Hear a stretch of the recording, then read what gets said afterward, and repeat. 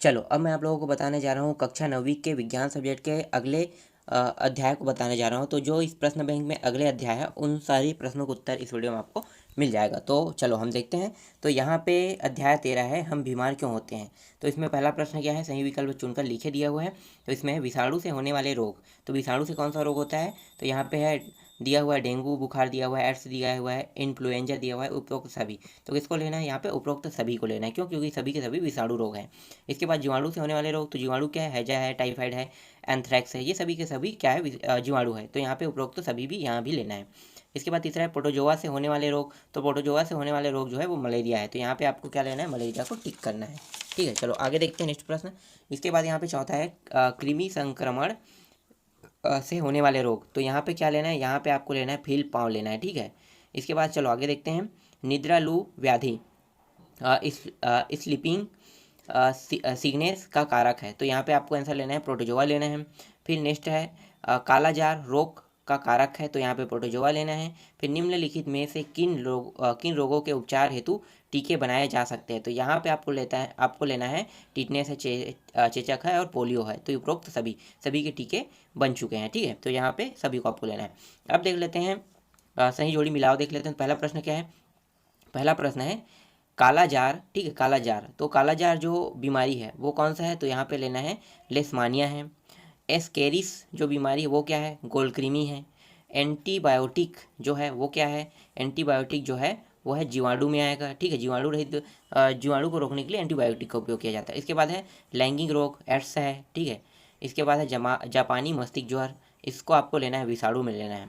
ठीक, तो इसमें जितने प्रश्न थे सही जोड़ी मिलाओ में ये भी कंप्लीट हो गया। अब आगे देखेंगे।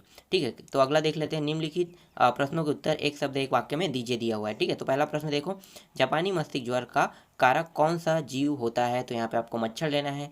हेपेटाइटिस किस सूक्ष्म जीव द्वारा फैलता है। तो यहाँ पे जीवाणु लेना है। एक दीर्घकालीन रोग का नाम बताइए। तो कैंसर। एक संक्रामक रोग का नाम लिखिए। तो यहाँ पे सर्दी जुकाम। एक असंक्रामक रोग का नाम लिखिए। तो यहाँ पे क्या होगा, कैंसर आ जाएगा। इसके बाद देख लेते हैं 3 नंबर के प्रश्न। ठीक है, तो पहला प्रश्न क्या है, दीर्घकालीन रोग क्या होते हैं, 2 उदाहरण दीजिए। तो इसका आंसर क्या होगा, तो देखो दीर्घकालीन रोग से तात्पर्य मानव स्वास्थ्य की उस दशा या रोग से है जो बहुत दिनों से बना हुआ है। ठीक है, तो ये होता है दीर्घकालीन रोग की परिभाषा। अब इसके उदाहरण देख लेते हैं। तो कौन कौन से रोग आएगा यहाँ पे, तो देखो रतौंधी है, स्कर्वी है, एड्स है, डायरिया है, मलेरिया है, हैजा है, खसरा है, चेचक है। ये सभी के सभी क्या है, ये सभी के सभी दीर्घकालीन रोग है। बीमारियों के प्रकार निम्नलिखित है, दीर्घकालीन रोग कहते हैं, जैसे कि तपेदिक और फिलपाँव, इसको भी हम क्या कहेंगे, दीर्घकालीन रोग कहेंगे। ठीक है, तो ये हो गया इसका आंसर। चलो आगे देखते हैं। इसके बाद देखो दूसरा प्रश्न क्या है, दूसरा प्रश्न है संक्रामक एवं असंक्रामक रोगों में अंतर लिखिए, एक एक उदाहरण दीजिए। तो देखो संक्रामक रोग और असंक्रामक रोग क्या होता है, तो यहाँ पे देखो ये हानिकारक सूक्ष्म जीव वायरस या जीवाणुओं द्वारा होते हैं। जबकि असंक्रामक रोग क्या होते हैं, ये परजीवों पोषक तत्वों की कमी या शारीरिक त्रुटि के कारण होते हैं। ठीक है, ये हो जाएगा। दूसरा देखो यहाँ पे ये एक व्यक्ति से दूसरे व्यक्ति में आसानी से वायु, जल, भोजन, कीट या संपर्क द्वारा फैल जाते हैं। यहाँ पे असंक्रामक में ये एक व्यक्ति से दूसरे व्यक्ति में नहीं फैलता। इसमें देखो तीसरा में ये कई बार महामारी के रूप में एक लंबे क्षेत्र में फैल जाते हैं और ये एक व्यक्ति विशेष तक सीमित रहता है। और इसमें उदाहरण भी पूछा है, तो उदाहरण देखो यहाँ पे एड्स, चेचक, फ्लू, क्षय रोग, ये सब के सब क्या है, ये संक्रामक रोग है, मतलब कि वायरस है ये। और यहाँ पे है मधुमेह, एनीमिया, घेंघा, हृदय रोग, स्कर्वी। ठीक है, तो ये सब के सब क्या है, ये है असंक्रामक रोग है। ठीक है, तो इसका भी आंसर मिल गया। चलो आगे देखते हैं। नेक्स्ट है रोग फैलाने के 3 कारक लिखे। तो देखो 3 कारक देख लेते हैं। पहला यहाँ पे जैविक कारक। तो यहाँ पे विषाणु, जीवाणु, कवक, माइक्रोप्लाज्मा, प्रोटोजोआ, हेल्मिथीन्स तथा अन्य जीव। ठीक है, तो ये हो गया पहला। दूसरा देखो पौष्टिक तत्वों की कमी के कारण होता है। तो यहाँ पे देखो क्या क्या कमी है। ठीक है, तीसरा में देखो भौतिक कारण, सर्दी, गर्मी, आर्द्रता, दबाव, विद्युत आघात, विकिरण, ध्वनि आदि, इन सब के कारण क्या होता है, रोग फैलता है। तो ये रोग फैलने के 3 कारक है। ठीक है, तो ये इसका आंसर है। चलो आगे देखते हैं।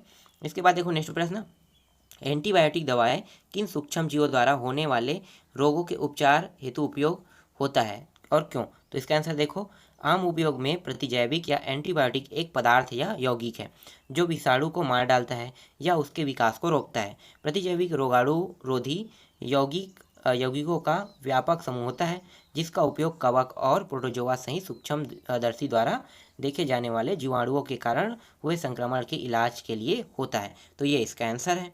चलो आगे देखते हैं नेक्स्ट प्रश्न। अगला प्रश्न क्या है, रोगों के बचने हेतु 3 उपाय लिखे। तो 3 उपाय की जगह में देखो यहाँ पे मैंने 7 उपाय लिख दिया है, ठीक है। तो देखो, हाथ धोना चाहिए, फिर निजी स्वच्छता से जुड़ी अच्छी आदतें अपनानी चाहिए, रोगी से जुड़े स्थानों को साफ रखें, संपर्क से बचे, टीकाकरण करवाएं। तो ये सब के सब क्या है, ये सब के सब बचने के उपाय है, ठीक है। आगे देखते हैं नेक्स्ट प्रश्न। अगला क्या है, एंटीवायरल औषधि बनाना एंटीबैक्टीरियल औषधि बनाने की अपेक्षा कठिन क्यों है। तो इसका आंसर देखो, जिसे मैंने हाथ में लिखा है, ठीक है। देख लेना इसको, मैं पढ़ के बता देता हूँ। क्योंकि जो वायरस को हम क्या कहते हैं, विषाणु, ठीक है।